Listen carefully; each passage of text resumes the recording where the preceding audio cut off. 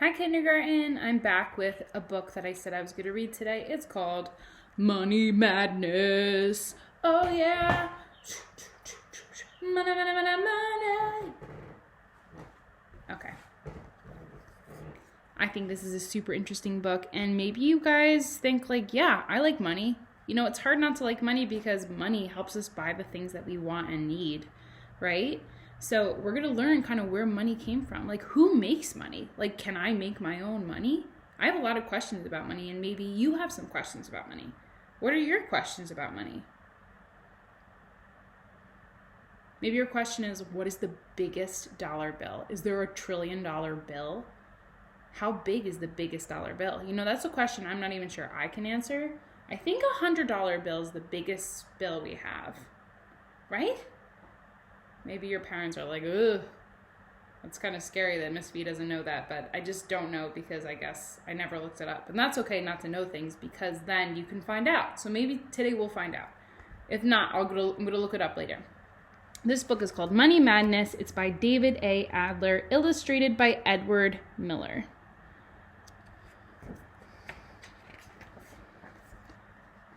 What's all this money madness? People talk about money and they work for it. They seem to always want more of it. Take a look at a dollar bill. There's a nice portrait of George Washington on it, but it's just paper. That's true. Money's just paper. Why is everyone freaking out about it? Why do people want money? Well, people want money because it can be used to buy things. Look, there's some video games, a football, it says video games, dollar days, sale, sale, sale. Look, and there's a bike with a price tag on it.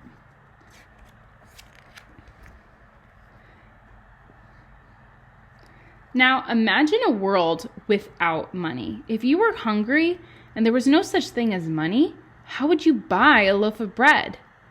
You would have to bake your own. Without money, how would you get the ingredients for the bread? And if no one would give or sell you flour, you would have to grow wheat, harvest it, grind it, and sift it before you would have flour for your bread. That's true. If you couldn't buy things, friends, you would have to make everything yourself. You couldn't go to the store and buy a sweater. You would have to learn how to make a sweater if you didn't have money. If there was no such thing as money and you needed new clothes, you would have to make them. Imagine you had to knit your own sweater. Imagine you had to raise a sheep and shear it and spin the wool and make the yarn and then knit a sweater for yourself every time you wanted a sweater.